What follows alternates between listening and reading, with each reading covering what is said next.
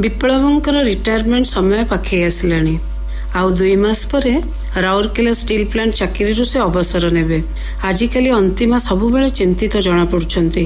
ତାଙ୍କ ଚେହେରାର ହସ ତାଙ୍କର ଅଳଙ୍କାର ସଦୃଶ। ବିପ୍ଳବ ଆଜିକାଲି ସେ ହସ ଖୁସି ଦେଖିବାକୁ ପାଉନାହାନ୍ତି ଅନ୍ତିମାଙ୍କଠାରେ। ସେ ଅବଶ୍ୟ ଅନ୍ତିମାଙ୍କ ଚିନ୍ତାର କାରଣଟା ଅଳ୍ପେ ବହୁତ ଜାଣିପାରୁଛନ୍ତି। ବିଗତ କେଇ ମାସ ହେଲା କଥାଟା ବୁଲେଇ ବଙ୍କେଇ ଅନେକ ଥର ଉଠେଇବାର ଚେଷ୍ଟା କରିଛନ୍ତି ଅନ୍ତିମା, କିନ୍ତୁ ବିପ୍ଳବ କଥାର ଉତ୍ତର ଦେଇନାହାନ୍ତି। ବରଂ କଥାଠାରୁ ଦୂରେଇ ଯିବାକୁ ଚେଷ୍ଟା କରିଛନ୍ତି। ଅନ୍ତିମା ଜୋର କରି ପଚାରି ପାରୁନାହାନ୍ତି। ରିଟାୟାର୍ଡ ପରେ କୋଉଠି ରହିବାକୁ ଘର ଖଣ୍ଡେ ଏଯାଏଁ ତିଆରି କରିନାହାନ୍ତି। ଥରେ ରାଉରକେଲା ପରି ଶାନ୍ତିପୂର୍ଣ୍ଣ ସହରରେ ଯିଏ ରହିଛି ସେ ଏଠି ସବୁଦିନ ପାଇଁ ରହିବାକୁ ଚାହେଁ। ଆଉ ଅନ୍ତିମାଙ୍କର ମଧ୍ୟ ସେଇ ଇଚ୍ଛା। କିନ୍ତୁ ବିପ୍ଳବ ଏ ବିଷୟରେ ସମ୍ପୂର୍ଣ୍ଣ ନୀରବ। ଭୁବନେଶ୍ୱରରେ ରହିଲେ ମଧ୍ୟ ହୁଅନ୍ତା। ଅନେକ ସାଙ୍ଗସାଥି ସେଠି ଘର ନେଲେଣି। ତା ନହେଲେ ନାହିଁ, ଢେଙ୍କାନାଳ ସହରରେ ଘର ଖଣ୍ଡେ କଲେ ବି ଚଳେଇ ନିଅନ୍ତେ ସେ। ସେଠୁ ତାଙ୍କ ଗାଁ ମାତ୍ର 25 ମିନିଟର ରାସ୍ତା। ବିପ୍ଳବ ଗାଁ କଥା ବି ବୁଝିପାରନ୍ତେ, ଆଉ ଅନ୍ତିମା ପରିବାର ସହ ଆରାମରେ ବାକି ଜୀବନ କାଟନ୍ତେ। ନିଜ ଘରେ ଗୃହ ପ୍ରବେଶ ତାଙ୍କ ଭାଗ୍ୟରେ ଅଛି କି ନାହିଁ କେଜାଣି। ଅନ୍ତିମା ଦୀର୍ଘ ନିଶ୍ୱାସ ପକେଇ ଆଖି ବନ୍ଦ କରି ସୋଫା ଉପରେ ନିଜର ଅବଶ ଦେହଟାକୁ ଆଉଜେଇ ଦେଲେ। ବିପ୍ଳବ ଅନ୍ତିମାଙ୍କର ଦାମ୍ପତ୍ୟ ଜୀବନ ଆଜି ଯାଏ ଖୁବ୍ ସୁଖମୟ। ଗାଁ ଭାଁ କୋଉଠି ଛୋଟ ମୋଟ କଥା ଛାଡ଼ିଦେଲେ ସେମାନଙ୍କ ମଧ୍ୟରେ ବୁଝାମଣା ଖୁବ୍ ଭଲ। ବିପ୍ଳବ ଅନ୍ତିମାଙ୍କୁ ପତ୍ନୀର ମର୍ଯ୍ୟାଦା ଦେବାରେ କେବେ ହେଳା କରିନାହାନ୍ତି। ଆରମ୍ଭରୁ ଅନ୍ତିମାଙ୍କ ପ୍ରତି ତାଙ୍କର ଆଦର ଓ ସ୍ନେହ ପରିବାରରେ ସମସ୍ତଙ୍କୁ ଜଣା। ସ୍ତ୍ରୀକୁ ସମ୍ମାନ ଦେବା ଆଚାର୍ଯ୍ୟ ବର୍ଷର ପରମ୍ପରା କହିଲେ ଅତ୍ୟୁକ୍ତି ହେବ ନାହିଁ। ଆଉ ଆଜି ଏତେ ବର୍ଷ ପରେ ତାଙ୍କ ମନର ଇଚ୍ଛାକୁ ଭଲ ଭାବରେ ଜାଣିବି ବିପ୍ଳବ ଏପରି ଚୁପ୍ ରହିବା ଅନ୍ତିମାଙ୍କୁ ଜମାରୁ ଭଲ ଲାଗୁନି। ଏତେ ବର୍ଷର ସମ୍ପର୍କର ମଧୁରତା ଜୋର କରି ତାଙ୍କୁ କିଛି କହିବାର ସୁଯୋଗ ବି ଦଉନି। ଅନ୍ତିମା କେବଳ ଅସ୍ତବ୍ୟସ୍ତ ହେଉଛନ୍ତି ସିନା, ନିଜର ପ୍ରଶ୍ନର ଉତ୍ତର ପାଉନାହାନ୍ତି। ଗାଁ ତାଙ୍କୁ ବି ଭଲ ଲାଗେ, ହେଲେ ସବୁଦିନ ପାଇଁ ଗାଁରେ ଯାଇ ରହିବା କଥା ସେ ଚିନ୍ତା ବି କରିପାରୁନାହାନ୍ତି। ବିପ୍ଳବଙ୍କର ଗାଁ ପ୍ରତି ଶ୍ରଦ୍ଧା ଓ ଆକର୍ଷଣ ବିଷୟରେ ସମସ୍ତଙ୍କୁ ଜଣା, ହେଲେ ତାଙ୍କ ମନର ଇଚ୍ଛାକୁ ସମ୍ପୂର୍ଣ୍ଣ ଭାବରେ ଆଡ଼େଇ ଦେଇ ବିପ୍ଳବ କଣ ଏମିତି ଏକତରଫା ସିଦ୍ଧାନ୍ତ ନେବା ଉଚିତ ହେବ? ଅନ୍ତିମାର କଣ ନିଜସ୍ୱ ଇଚ୍ଛା ବୋଲି ଗୋଟେ କିଛି ନାହିଁ? ଜୀବନର ଏତେ ବର୍ଷ ଏକାଠି ହାତ ଧରି ସେ ସୁଖ ଦୁଃଖ ସବୁଥିରେ ବିପ୍ଳବଙ୍କର ସହଭାଗିନୀ ହେଇଛନ୍ତି। ଆଜି ଜୀବନର ଏତେ ବଡ଼ ନିଷ୍ପତ୍ତି ନେଲା ବେଳେ ତାଙ୍କୁ ଥରୁଟିଏ ବି ପଚାରିବା ଉଚିତ ମନେ କଲେନି? ଆଜି କାହିଁ ଅନ୍ତିମା ନିଜେ ନିଜକୁ ହେୟ ମନେ କରୁଛନ୍ତି? ଢେର ହେଲା। ଆଜି କିନ୍ତୁ ସେ ନିଶ୍ଚୟ ବିପ୍ଳବଙ୍କ ଠାରୁ ଏ ବିଷୟରେ ଗୋଟେ ନିଷ୍ପତ୍ତି ନେବାକୁ କହିବେ। ଆଜି ବିପ୍ଳବ ଫେରିଲେ ସେ କଥା ଉଠେଇବେ ଓ ବିପ୍ଳବଙ୍କୁ ତାଙ୍କ ମନରେ କଣ ଅଛି ତା ପ୍ରକାଶ କରିବାକୁ ବାଧ୍ୟ କରିବେ।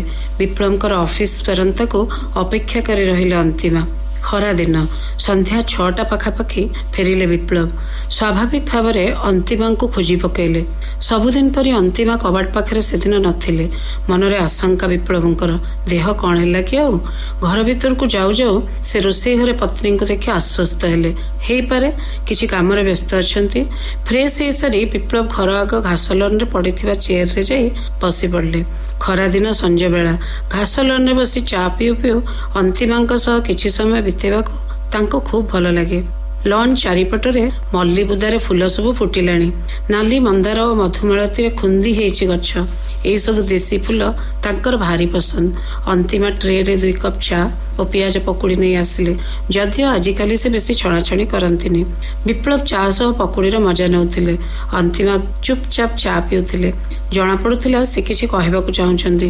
ତାଙ୍କୁ କହିବାର ସୁଯୋଗ ଦେବା ଉଦ୍ଦେଶ୍ୟରେ ମୋବାଇଲ ଖୋଲି ଦେଖିବାକୁ ଲାଗିଲେ ବିପ୍ଳବ।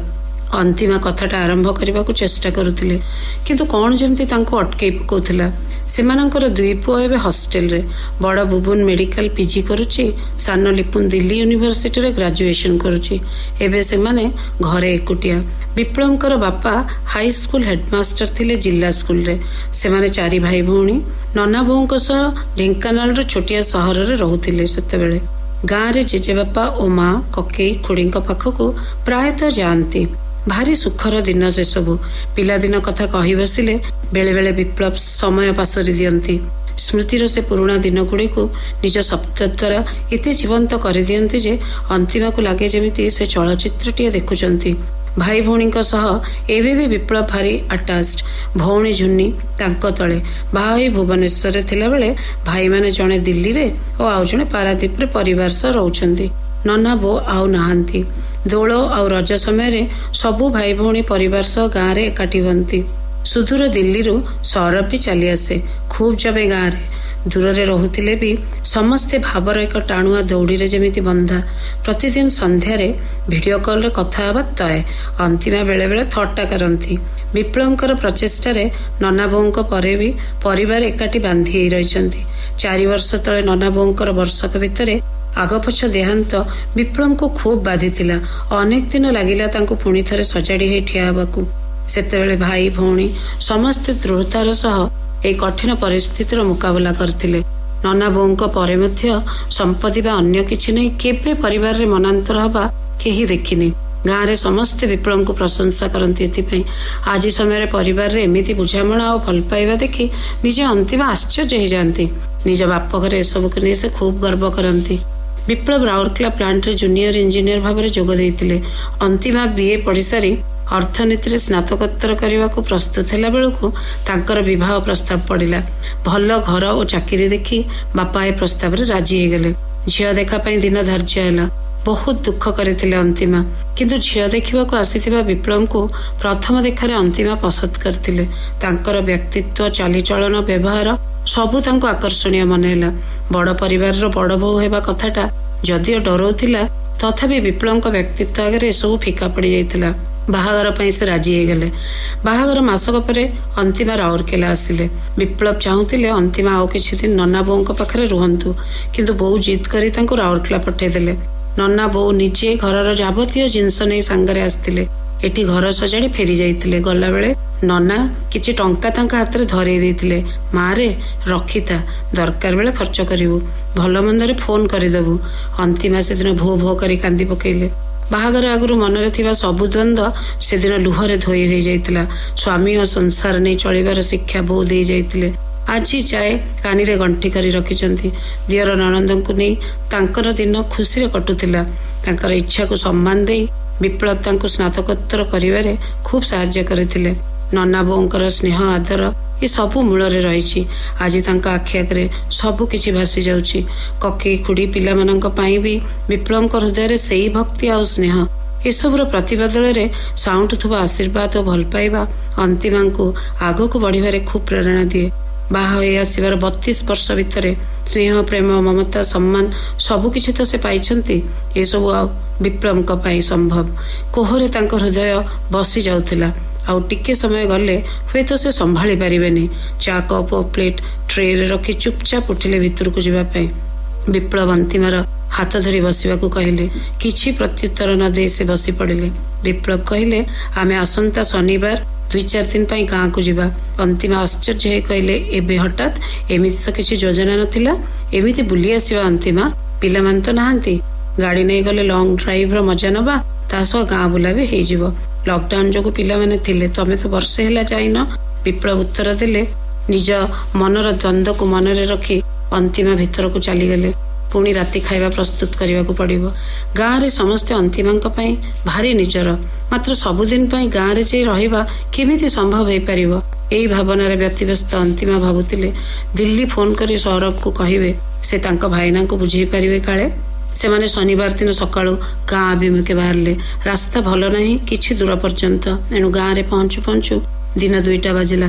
ରାସ୍ତାରେ ଶାଳପତ୍ରରେ ଘୁଗୁନି ଆଉ ବରା ଖାଇଛନ୍ତି ସେମାନେ। ଭାରି ଭଲ ଲାଗେ ଅନ୍ତିମାଙ୍କୁ। ଗାଁ ରାସ୍ତାରେ ନ ଯାଇ ବିପ୍ଳବ ଗାଁ ମୁଣ୍ଡରୁ ଦକ୍ଷିଣ ଦିଗକୁ ଗାଡ଼ି ବଢେଇଲେ। କୁଆଡେ ଯାଉଛନ୍ତି ସେ? ଅନ୍ୟ ଏକ ରାସ୍ତାରେ ଗାଁକୁ ଯିବେ କି? ଗାଡ଼ି ଯାଇ ପହଞ୍ଚିଲା ବିସ୍ତୃତ କ୍ଷେତ ପାଖ ନାଲି ରାସ୍ତାରେ। କିଛି ଦୂରରେ କେଇଟା ଘର ଦିଶୁଛି। ସେ ମଧ୍ୟରେ ଏକ ସୁଦୃଶ୍ୟ କୋଠାଘର, ନୂଆ ତିଆରି ହେଇଛି ବୋଧେ। ଗାଡ଼ିରୁ ଓହ୍ଲେଇ ପଡ଼ିଲେ ଅନ୍ତିମା। ଆଖି ପାଉନି। ଅନେକ ଦୂର ଯାଏ କମଳା ଓ ହଳଦିଆ ରଙ୍ଗର ଗେଣ୍ଡୁ ଫୁଲ ପବନରେ ଦୋଳି ଖେଳୁଛନ୍ତି। କି ଅପୂର୍ବ ଦିଶୁଛି। ଗ୍ରୀନ ହାଉସ ଭିତରେ ଜାରବେରା ଫୁଟିଛି ଧାଡ଼ିକି ଧାଡ଼ି। ଅନ୍ୟପଟେ ପନିପରିବାର ସବୁଜିମା।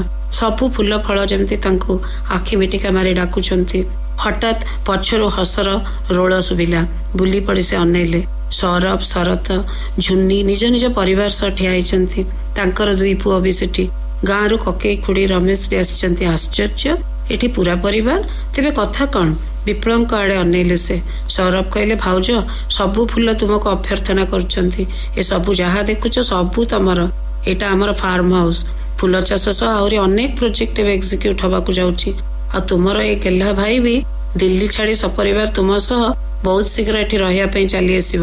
ସହରଠୁ ମାତ୍ର 20 କିଲୋମିଟର ଦୂରରେ ପ୍ରକୃତି କୋଳରେ ଆମେ ଏଇଠି ବାକି ଜୀବନ ବିତେଇଦବା। ଭାଇନାଙ୍କର ଏ ଯୋଜନାର ଶୁଭାରମ୍ଭ ତୁମେ ହିଁ କରିବ। ଅନ୍ତିମାକୁ ସବୁ କିଛି ଅଦ୍ଭୁତ ଲାଗୁଥିଲା। ପଚାରିଲେ ବିପ୍ଳବ, ସୌରଭ ଏସବୁ କଣ କହିଯାଉଛନ୍ତି? ହଁ, ସେ ଠିକ କହୁଛି। ଏ ଫାର୍ମ ହାଉସର ଆକାଉଣ୍ଟ ତମେ ବୁଝିବ। ଅର୍ଥନୀତି କୋଉ ଦିନ ଆଉ କାମ ଦେବ? ମୁଁ ଟେକ୍ନିକାଲ ସାଇଡ ଦେଖିବି, ସୌରଭ ମାର୍କେଟିଂ ବୁଝିବ। ହୋମ ଡିପାର୍ଟମେଣ୍ଟ ଅତସିର। ଶରତ ପରେ ଆମକୁ ଆସି ଜଏନ କରିବ। ପିଲାମାନେ ଛୁଟିରେ ଏଇଠିକୁ ଆସିବେ। ଆମେ ସମସ୍ତେ ମିଶି ଏଇଠି ପ୍ରକୃତି କୋଳରେ ପଲ୍ୟୁସନ ଫ୍ରି ସହରଟିଏ ଗଢିଦେବା। ତୁମ ଭରସାରେ ଏତେ ସବୁ ଯୋଜନା। ଅନ୍ତିମା କିଛି ବୁଝିପାରୁନଥିଲା। ପଚାରିଲା, କେବେ ଏତେ ସବୁ ଘଟିଗଲା? ମତେ ସମସ୍ତେ ଲୁଚେଇଲ। ଯା, ମୁଁ କାହା ସାଙ୍ଗରେ କଥା ହେବିନି। କକେଇ କହିଲେ, ନା ରେ ମା, କେହି ତତେ ଲୁଚେଇ ନାହାନ୍ତି। ବିପ୍ଳବ ଗାଁକୁ କେବଳ ଶେଷ ଜୀବନ ବିତେଇବାକୁ ଆସିବନି। ଏଠି ସେ ନୂଆ କିଛି କରିବା ସହ ଏ ଅଞ୍ଚଳର ଲୋକଙ୍କ ମୁହଁରେ ହସ ଫୁଟେଇବାର ପଣ କରିଛି ପରା। ଆମେ କଣ ତାର ଏ ନିଆରା ଚେଷ୍ଟାରେ ତାକୁ ଟିକେ ସାହାଯ୍ୟ କରିବାନି? ଲକଡାଉନ ଭିତରେ ଜୀବିକା ହରାଇ ଦେଇଥିବା ଲୋକଙ୍କୁ ନେଇ ଏ ସବୁ ସେ କରିପାରିଛି। ଏସବୁ ସହ ଏ ନୂଆ ଘର ତୁମ ପାଇଁ ସମସ୍ତଙ୍କ ତରଫରୁ ଏକ ଉପହାର। ସବୁ ଆୟୋଜନ ହେଇସାରିଛି। ଗୃହ ପ୍ରବେଶ କରିବ ତମେ ଆଜି। ବୁବୁନ କହିଲା, ମାମା, ବାବାଙ୍କ ଆଜିର ସରପ୍ରାଇଜ କେମିତି ଲାଗିଲା କୁହ? ଅନ୍ତିମା ବିପ୍ଳବଙ୍କ ଆଡକୁ ଚାହିଁଥିଲା। ପ୍ରେମ ଓ ଭକ୍ତିରେ ଉବୁଟୁବୁ ତାଙ୍କ ମନ କହୁଥିଲା, ଜଗନ୍ନାଥ, ତୁମ ଆଶୀର୍ବାଦ ଭିକ୍ଷା କରୁଛି। ଏଡେ ନାଟୁଆ ସତରେ ତମେ। ବିପ୍ଳବ କହିଲେ, ହଉ ଚାଲ, ଗୃହ ପ୍ରବେଶର ସମୟ ହେଇଯାଉଛି ଯେ।